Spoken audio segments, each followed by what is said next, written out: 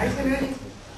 Yo solo voy a presentar a Carmina y quien tiene que hablar es ella, que es la que se lo va a currar.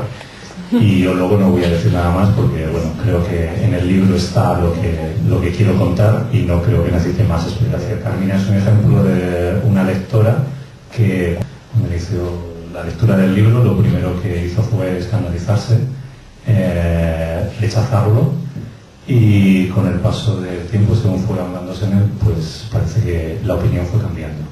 Entonces, un paso y que os conté ya.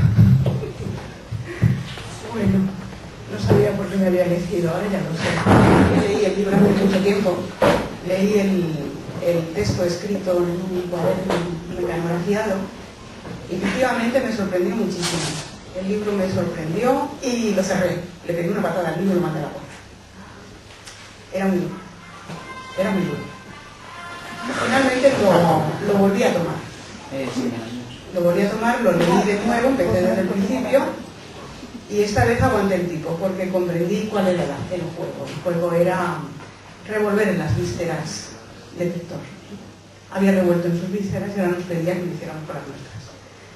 Entonces, cuando Antonio me pidió que presentara este libro, me dio una alegría muy grande. Pero rápidamente pensé, ¿esto es un honor o es una trampa? Y bueno, pues, como le gusta mucho jugar, pues decidí jugar con él. Vamos a ver.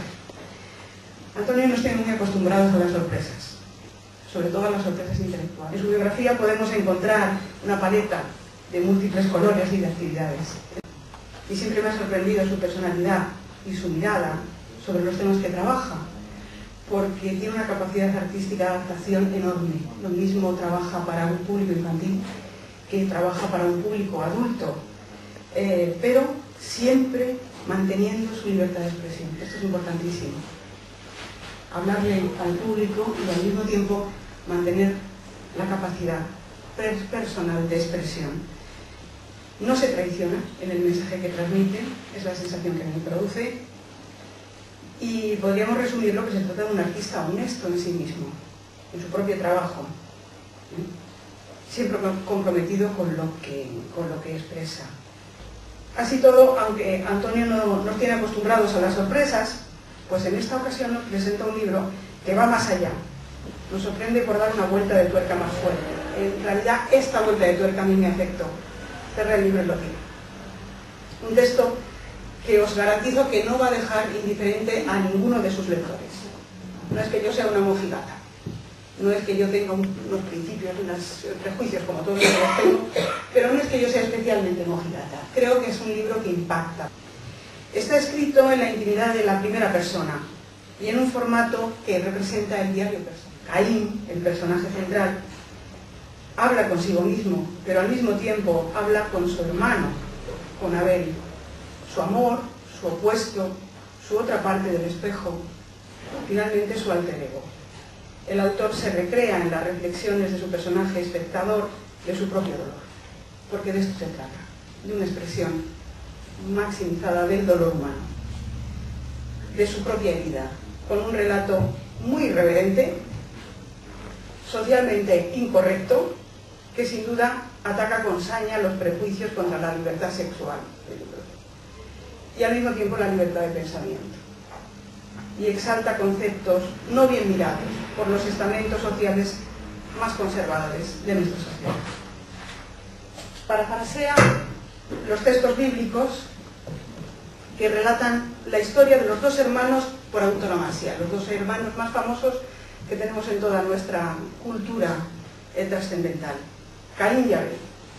El relato se llena de un rico contenido simbólico, sostenido en el estereotipo de las frases sagradas que consagran nuestra cultura, cargadas a través de la intención del autor de ambiguos y nuevos contenidos. El autor utiliza las frases sagradas de una manera, ¿verdad?, contextual, irreverente, provocadora, yo no diría agresiva, no es agresivo, nos las lanza a la cara.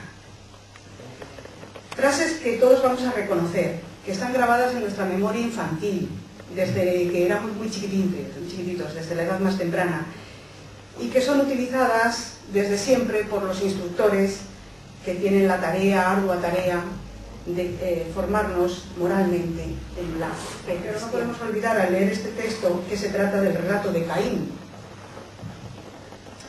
Es decir, el Caín es la versión del asesino sobre su relación con la víctima, el asesinado, Abel. Entonces, durante todo el tiempo que estás leyendo el relato, estás aceptando el juego de Caín, pero es evidente para el lector, es un juego muy hermoso, es evidente que está hablando el asesino. Entonces hay que escucharle con cautela. Esta situación mantiene al lector en alerta y en la sospecha permanente. Te mantiene en vigilia todo el tiempo. Caín se nos muestra ambiguamente, paradójicamente, como la víctima, pero el verdugo, intentando en todo momento seducirse primero a sí mismo y de paso seducir al agazapado lector, pero podemos creer en el asesino. El texto nos relata irreverentemente la relación íntima entre los dos personajes, Caín y Abel. Pero ¿quién es Caín? ¿Quién es Abel?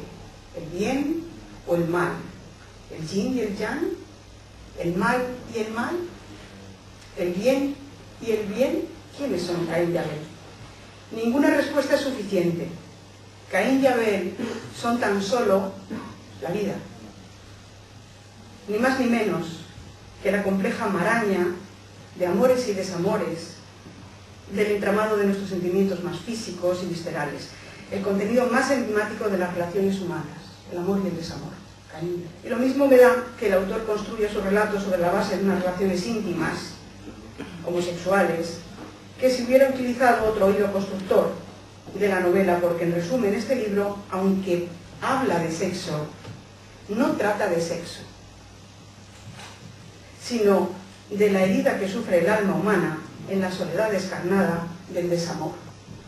Cuando entiendes esto, el libro cambia de perspectiva, absolutamente. Otra de las características, otra de las reflexiones, es el debate interior, la dicotomía entre la esclavitud consentida y el ansia de la libertad, al alcance de la mano de Caín.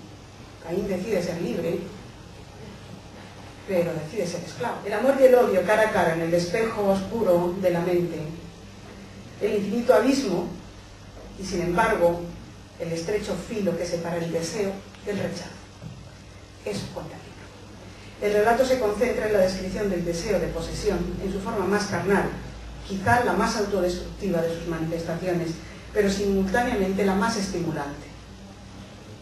Se trata de una prosa fresca, natural, sencilla, como él, cercana a nuestra forma cotidiana de hablarnos, pero al mismo tiempo es un texto que está cargado de una colorista poesía, dura y descriptiva, con colores, sabores, olores y sobre todo tacto, mucho tacto carnal. La exaltación del amor físico da carnalidad a un texto que se nutre magistralmente, Antonio, de las palabras, invitando al lector a acompañar a Caín desde la primera fila del patio de butacas, desde el propio escenario. Los tiempos verbales se mezclan y se confunden en el monólogo de Caín, sin que por ello el autor suelte la rienda del relato. Caín se pierde en el relato. Una y mil veces se pierde, se abandona, se olvida del tiempo, vuelve y revuelve, pero el autor mantiene el ritmo, mantiene el control del texto en todo momento, tira de la brida, porque el lector no se pierde. Que probéis este Caín, que lo probéis, como Antonio ha escrito, degustar este Caín. Si os gusta, saboreadlo, y si os desagrada, escupidlo. En ambos casos el autor quedará satisfecho porque habréis aceptado la fruta prohibida.